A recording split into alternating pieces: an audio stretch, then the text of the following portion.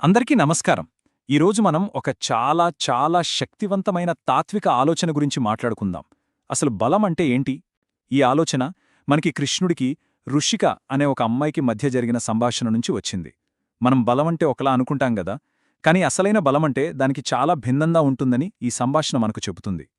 సరే, ఇంకెందుకు ఆలస్యం, ఈ లోతైన ఆలోచనలోకి వెళ్ళిపోదాం. మన చర్చ ఇక్కడి నుంచే మొదలవుతుంది. చూడండి, బలమంటే ఎప్పుడూ ఎదిరించడం కాదు. సాధారణంగా బలమనగానే మనకు గుర్తొచ్చేదేంటి? పోరాడటం, ఎదురు తిరగడం, అంతేగదా? కాని కృష్ణుడి మాటలు ఒక సరికొత్త కోణాన్ని మన ముందుంచుతున్నాయి. నిజమైన బలమంటే ఏంటో మనల్ని మనం ప్రశ్నించుకునేలా చేస్తున్నాయి. సరే, ఇప్పుడొక్కసారి ఈ దృశ్యాన్ని ఊహించుకోండి. సూర్యుడు అస్తమిస్తున్నాడు. ఆ సాయంత్రం వేళ ఒక నది ఒడ్డున ఋషిక అనే అమ్మాయి చాలా ప్రశాంతంగా, నిశ్శబ్దంగా కూర్చునే ఉంది. ఆ చుట్టూ ఉన్న వాతావరణం కూడా అచ్చమామె మనసులాగే ఎంతో నిశ్చలంగా, ఆలోచనల్లో మునిగిపోయేలా ఉంది. ఆ ప్రశాంతమైన సమయంలో కృష్ణుడు మెల్లగా ఆమె దగ్గరికి వస్తాడు. ఆమె అలా మౌనంగా ఉండటాన్ని గమనించి చాలా మృదువుగా అంటాడు, కొన్నిసార్లు ఏమీ చెయ్యకుండా శాంతిగా నిలబడటమే అన్నిటికన్నా గొప్ప ధైర్యం అని. చూశారా, ఈ మాట మనం మొదట విన్న వాక్యానికి ఇంకాస్త లోతునిచ్చింది. అప్పుడు ఋషిక అడిగిన ఈ చిన్న ప్రశ్నే చాలా కీలకం. అదెలా కృష్ణా? ఆమె గొంతులో ఆశ్చర్యం, ఇంకా తెలుసుకోవాలనే కుతూహలం స్పష్టంగా కనిపిస్తోంది కదూ. ఈ ఒక్క ప్రశ్నే కృష్ణుడి నుంచి ఆ అద్భుతమైన జ్ఞానాన్ని బయటకు తీసుకొచ్చే ఒక తాళం చెవిలా పనిచేసింది. సో అసలు ఇక్కడ మనం దేని గురించి మాట్లాడుకుంటున్నాం? ప్రధానమైన విలువ ఏంటి? అదే సహనం మరియు అంతర్గత బలం. ఈ రెండింటికీ ఉన్న సంబంధమేంటి? మరి నిశ్శబ్దమనేది ఈ బలానికి చిహ్నంగా ఎలా మారుతుంది అనేదే మనమిప్పుడు చూడబోతున్నాం. ఋషిక అడిగిన ఆ ప్రశ్నకు సమాధానంగా కృష్ణుడు ఒక కథ చెప్పడం మొదలుపెడతాడు. ఆ కథ ఎవరి గురించో తెలుసా? మనందరికీ తెలిసిన సీతాదేవి గురించే, కాని మనం ఎప్పుడూ వినని, చూడని ఒక కొత్త కోణంలో. ముఖ్యంగా లంకలో బందీగా ఉన్నప్పుడు ఆమె చూపిన ఒక అసాధారణమైన గుణం గురించి ఈ కథ. సరే, ఇక కథలోకి వస్తే, సీతాదేవి శత్రువుల మధ్యలో లంకలో ఒంటరిగా ఉంది. ఆలోచించండి, ప్రతిరోజూ మాటలతో, చేతలతో, ఒకటా రెండా ఎన్నో అవమానాలు. ఆమె పరిస్థితి నిజంగా చాలా అంటే చాలా కఠినమైనది. కానీ ఇక్కడే ఉంది అసలైన అద్భుతం. బయట ఎన్ని అవమానాలు ఎదురైనా, పరిస్థితులు ఎంత వ్యతిరేకంగా ఉన్నా, ఆమె తనలో ఉన్న గౌరవాన్ని, తన విలువను ఒక్క క్షణం కూడా మార్చిపోలేదు. తనమీద తనకున్న నమ్మకం అస్సలు చెక్కుచెదరలేదు. ఆమె నోరు మూసుకొని ఉంది, నిజమే, ఎవరితోనూ వాదించలేదు. పైకి చూస్తే చాలా నిస్సహాయంగా కనిపించుండొచ్చు, కాని ఆమె మనసు మాత్రం ఒక కొండంత బలంగా ఉంది. అంటే ఆమె మౌనం బలహీనత కాదనమాట.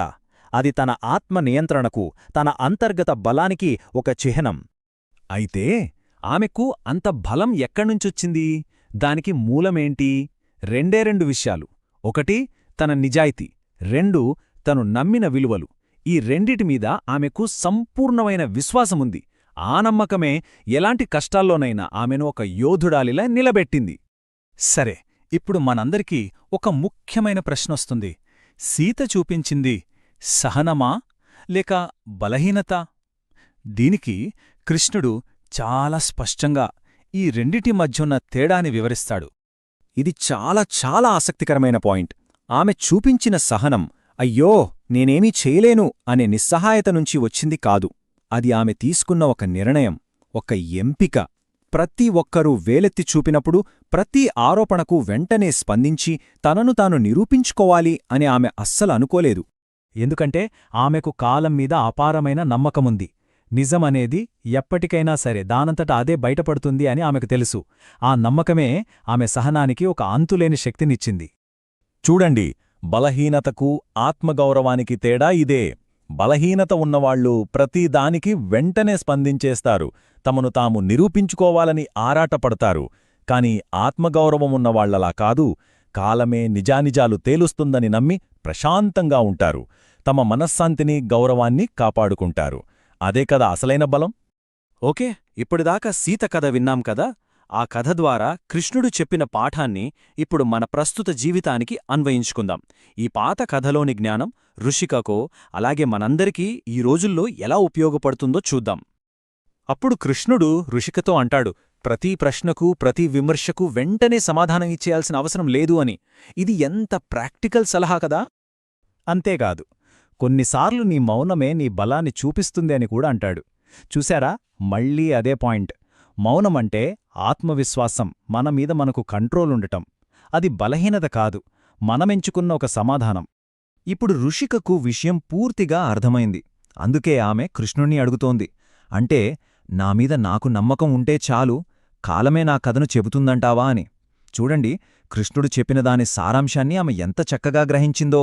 తన మాటల్లోనే ఆ విషయాన్ని మళ్లీ చెప్పి కన్ఫర్మ్ చేసుకుంటోంది. సరే, మనమిప్పుడు ఈ చర్చ యొక్క ముగింపు దశకు వచ్చేశాం. ఇక్కడ ఈ మొత్తం సంభాషణలోని సారాంశమంతా ఒకే ఒక శక్తివంతమైన వాక్యంలో మనకి తెలుస్తుంది. దానికి కృష్ణుడు ఒక చిన్న చిరునవ్వు నవ్వి, అవును ఋషికా అంటాడు. అంతే, ఆ ఒక్క చిరునవ్వు 1000 మాటలతో సమానం. ఋషికకు విషయం అర్థమైందందుకు అభినందిస్తూ ఆమె ఆలోచన సరైనదే అని చెబుతున్నట్టుగా ఉంది ఆ నవ్వు. ఇదే ఈ మొత్తం చర్చ యొక్క సారాంశం. ఆత్మగౌరవంతో ఉన్న సహనమే అసలైన శక్తి. గమనించండి, ఇక్కడ ఉత్త సహనం కాదు, ఆత్మగౌరవం నుంచి పుట్టిన సహనం. అంటే మన విలువ మనకు తెలిసి నిశ్శబ్దంగా స్థిరంగా ఉండటమే నిజమైన శక్తి అని కృష్ణుడు ఫైనల్గా స్పష్టం చేస్తున్నాడు. సో సింపుల్గా చెప్పాలంటే అసలైన శక్తిని పొందడానికి 2 మార్గాలు. స్టెప్ 1, మనల్ని మనం పూర్తిగా నమ్మాలి. మనమీద మనకు అచంచలమైన విశ్వాసముండాలి. ఇక స్టెప్ 2, కాలాన్ని మన స్నేహితుడిగా చేసుకోవాలి. సమయం మన పక్షాన ఉంటుందని, నిజాన్ని నిలబెడుతుందని నమ్మాలి. సరే, ఈ చర్చను ఒక ఆలోచించిపేజే ప్రశ్నతో ముగిద్దాం. ఈ రోజుల్లో మన చుట్టూ ఎప్పుడూ ఏదో ఒక శబ్దం, ఎవరో ఒకరి అభిప్రాయం, ఇంకొకరి విమర్శ, ఇలా ఎప్పుడూ గోలగోలగా ఉంటుంది కదా. మరి ఇంత గోలలో ఒక్క క్షణం ఆగి నిశ్శబ్దంగా ఉండగలిగితే మన గురించి, మనలో ఉన్న అసలైన బలం గురించి మనం ఏమి తెలుసుకోవచ్చు? ఒక్కసారి దీని గురించి ఆలోచించండి.